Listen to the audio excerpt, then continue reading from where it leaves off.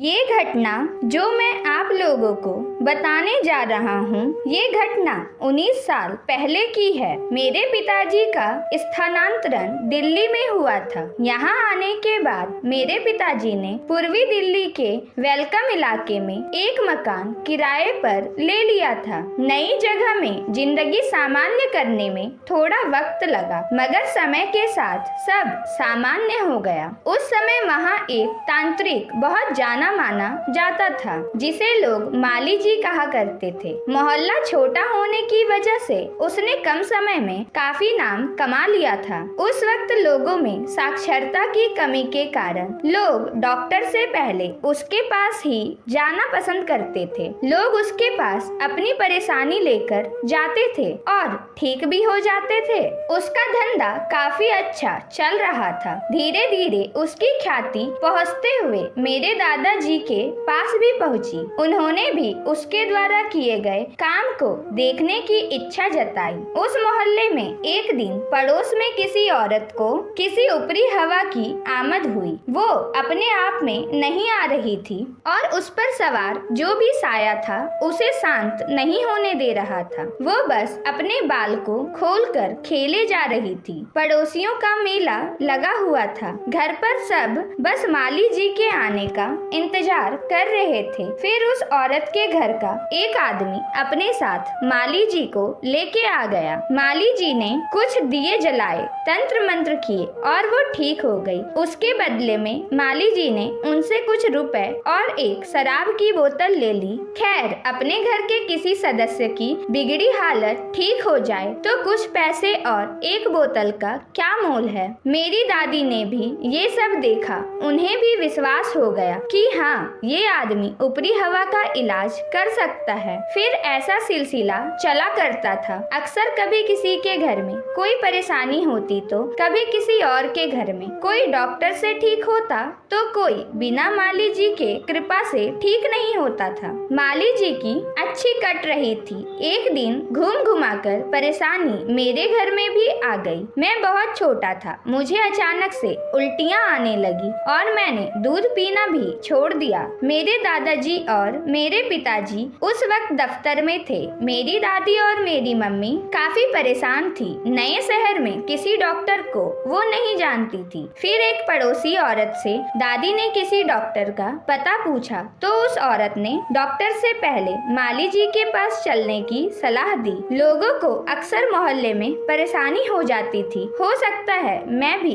किसी के चपेट में आ गया हूँ। ऐसी दलीलें सुनकर मेरी दादी माली जी के पास चलने को तैयार हो गई। माली अपने घर में बैठा कुछ पूजा पाठ कर रहा था। उसने पहले मुझे देखा, कुछ दिए जलाए, लाल फूल मंगवाकर कुछ क्रिया की और अपना मंत्र वगैरह पढ़े। फिर दादी से पूछा, आप बच्चे को कहीं बाहर लेके बैठी थी कल शाम के वक्त? हाँ, दादी ने जवाब दिया। जहाँ आप बैठी थी वहाँ से पूर्व दिशा की ओर किसी ने क्रिया करके अपनी चीज वापस करी थी और ये बच्चा बीच में पड़ गया, इसलिए इसे ये परेशानी हो रही है। माली ने अपना सामान वहाँ से हटाते हुए कहा। फिर ये कैसे ठीक होगा? कोई इलाज है क्या इसका? दादी ने परेशान होकर माली से पूछा। ये चीज थोड़ी जिद्दी है, ये बिना भोग लिए नहीं जाएगी। आप एक काम करो, एक बोतल शराब और एक बकरे की कलेजी का थान मंगवा लो। कल तक तुम्हारा बच्चा बिल्कुल ठीक हो जाएगा। माली ने दादी को समाधान के तौर पर ये बात बोली। ठीक है, हम तो जानते नहीं हैं, मेरा छोटा बेटा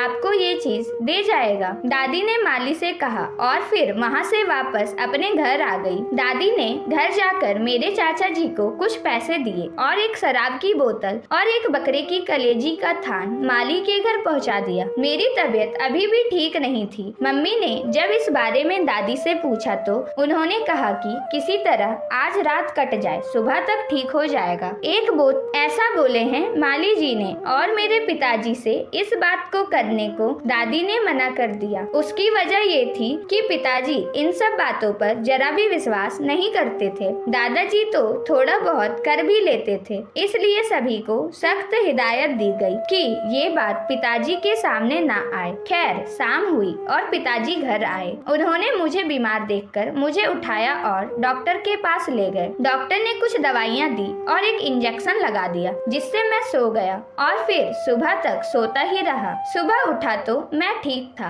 अब दादी इसे माली का चमत्कार समझ रही थी और पिताजी डॉक्टर की दवा का असर। मोहल्ले में औरतों में अब मेरी दादी भी इस समूह में शामिल हो गई थी, जो माली पर विश्वास करती थी। उस दिन के बाद से मेरे घर में अजीब हो गया। कभी मैं बीमार पड़ जाऊं तो कभी मेरा भाई। दादी दिन के हिसाब से माली के घर भोग भिजवा देती और हम बिना दवा के ठीक हो जाते। कुछ दिनों में माली का व्यवहार मेरे दादाजी से भी हो गया और माली का घर आना जाना भी शुरू हो गया। मेरे पिताजी अभी भी इस बात से अनजान थे। माली जब भी आता, दादाजी उसे अपना मित्र बताकर पिताजी से भी अभिवादन वगैरह करवा देते, मगर बताया कभी नहीं कि ये आदमी क्या करता है। एक दिन की बात है, मेरी मम्मी को थोड़ा चक्कर सा आ गया खाना बनाते वक्त और वो वहीं बेहोश हो गई। जब मम्मी को होश आया तो उन्होंने बताया कि शायद गर्मी ज्यादा लग रही थी, इसलिए थोड़ा चक्कर आ गया। मम्मी को ये बात सामान्य लगी क्योंकि उन्होंने सुबह से कुछ खाया भी नहीं था और कामकाज में लगी हुई थी,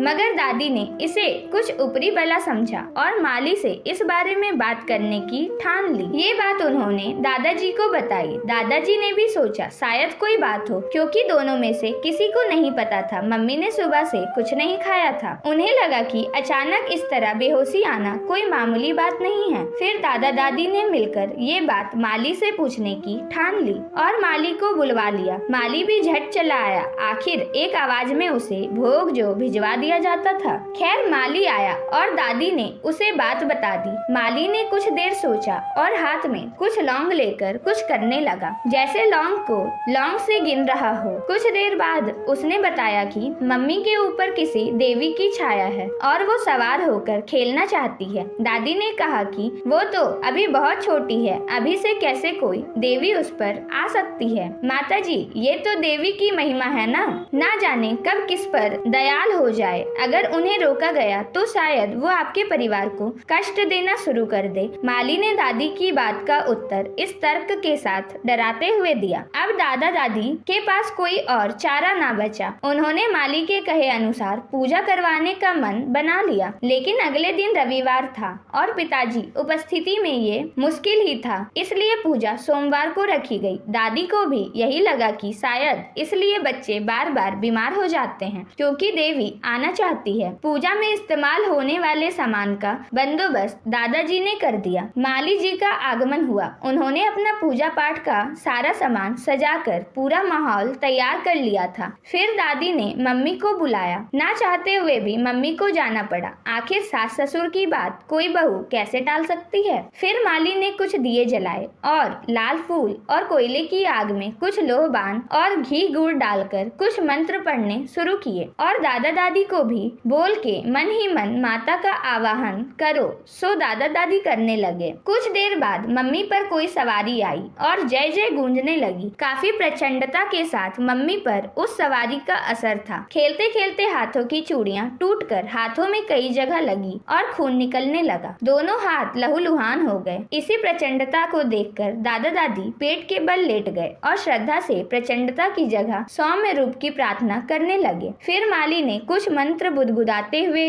लोटे में रखे पानी को हाथ में लिए और मम्मी के ऊपर फेंक दिया। इससे खेलना रुक गया और मम्मी एकदम से पीछे गिर गई। कुछ देर बाद मम्मी को होश आया तो दादी ने मम्मी को उठाया और अंदर ले गई और हाथ में दवा वगैरह लगा दी। फिर सारी बात बता दी कि क्या क्या हुआ था, क्योंकि मम्मी को तो तब होश ही नहीं था। इधर माली ने दादाजी से कहा कि अब तो आपको घबराने की कोई बात नहीं है, अब तो देवी स्वयं आ गई है आप लोगों की रक्षा के लिए। दादाजी ने अनमने मिजाज से इस बात को स्वीकार किया और माली को विदा कर दिया। दादा दादी इस बात को लेकर परेशान थे कि अगर इसी तरह हर बार सवारी आई तो बहू को बहुत कष्ट होगा। हमारे परिवार में तो कोई कुल देवी भी नहीं है, तो फिर ये सवारी कैसे आ गई। शाम को जब पिताजी घर आए तो उन्होंने मम्मी के हाथों में चोट के निशान देखे और फिर दादी ने सारी बात पिताजी को बता दी। पिताजी काफी नाराज हुए कि ये कौन सी मुसीबत हाथ लग गई। माली के विषय में तो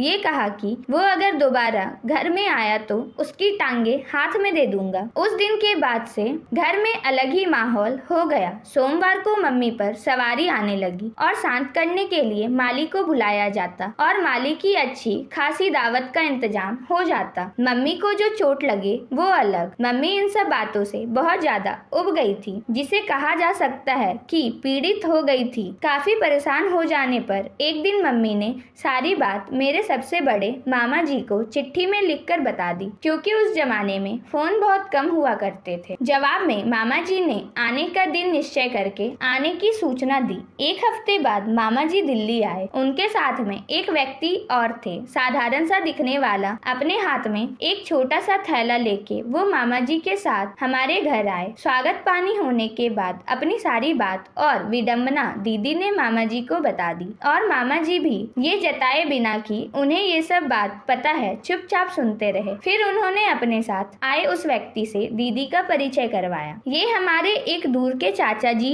हैं, मन्नी लाल। यहाँ अपने रिश्तेदारों से मिलने आए हैं। ये भी कुछ जानकारी रखते हैं। अगर आप आज्ञा दें तो शायद कुछ बता सकते हैं कि ये सब कैसे हुआ। मामा जी ने दादी से कहा। दादी ने दादाजी से पूछकर इस बात की स्वीकृति दे दी। फिर थोड़ी देर कुछ विचारने के बाद मन्नी लाल चाचा ने कहा, माता जी माली जी को बुला लीजिए, तो फिर सारी बात आराम से की जाएगी। दादी ने मेरे चाचा को भेजकर माली को बुलवा लिया। सर्दी का वक्त था। घर के बाहर चारपाई पर बैठकर मामा जी और मन्नी लाल चाय पी रहे थे और धूप का आनंद ले रहे थे। तभी माली का आगमन हुआ। दादी ने मामा जी लोग का परिचय करवाया। थोड़ी हाल खैरियत के बाद मामा जी ने माली से पूछा, अपने ही पूजा करके मेरी बहन पर देवी की सवारी करवाई है ना? हाँ, पूजा तो मैंने ही की थी, मगर देवी खुद आना चाहती थी, माली ने जवाब दिया। कौन सी देवी है वो? मन्नी लाल चाचा ने सवाल किया। ये तो आप खुद ही पूछ लीजिए, कोई आपके परिवार की होगी, माली ने दादाजी के तरफ देखकर कहा। दादाजी ने जवाब दिया, हमारे परिवार में तो कोई कुल देवी नहीं है, तो फिर कोई और होगी, बचपन में जिनका दर्शन हुआ होगा, माली ने कहा। यहाँ उसका तात्पर्य चेचक से था। उसे भी देवी का दर्शन कहा जाता है और ये भी कहा जाता है कि जिस देवी का दर्शन विकट रूप से होता है, उनकी कृपा भी उसी तरह होती है और कभी कभी उस देवी की सवारी भी आने लगती है। यही बात माली भी समझाने की कोशिश कर रहा था। इसे तो बचपन में कभी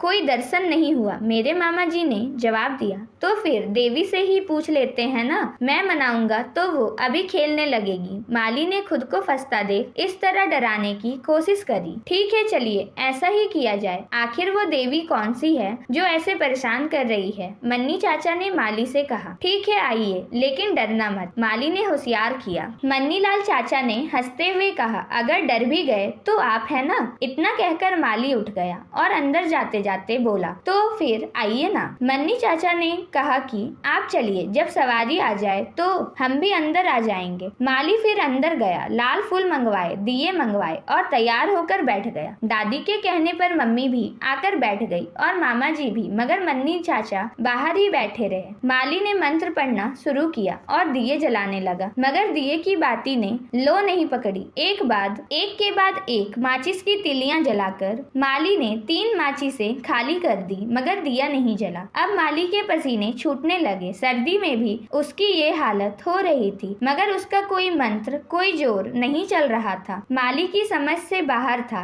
कि ये क्या हो रहा है। माली सब कुछ रखकर बैठकर कुछ मंत्र जाप कर रहा था कि मन्नी चाचा अंदर आए। क्या हुआ, देवी नहीं आई? मन्नी चाचा ने पूछा। पता नहीं क्या हुआ, शायद नाराज हो गई, माली ने कहा। अब तुम्हारे बुलाने से देवी तो क्या, एक आत्मा भी नहीं आ सकती है बच्चे, मन्नी चाचा ने कहा। क्या मतलब? माली ने लड़खड़ाती जुबान से कहा। एक फूल और कपूर पर चलने वाली देवी को सिद्ध क्या कर लिया? तुम ओझा बनकर घूमने लगे। वो सब तो फिर भी ठीक था, मगर तुम जो यहाँ करने आए थे वो बहुत नीच कर्म है, मन्नी चाचा ने जवाब दिया। माली हक्का बक्का होकर केवल मन्नी चाचा की बात सुन रहा था। तभी मामा जी ने मन्नी चाचा से पूछा, कैसा नीच कर्म चाचा? इस डैश की औलाद ने तुम्हारी बहन पर अपनी देवी का वास करवाया, क्योंकि ये इस घर की सबसे बड़ी बहू है। जब ये अपनी सास के बाद अपने कुल देवता की पूजा करती तो ये सारी पूजा इसकी देवी लेती और इस देवी को नया कुल मिलता तो इसके ऊपर ज्यादा मेहरबान हो जाती और ये ये नीच स्कूल के गुरु के रूप में पूजा जाता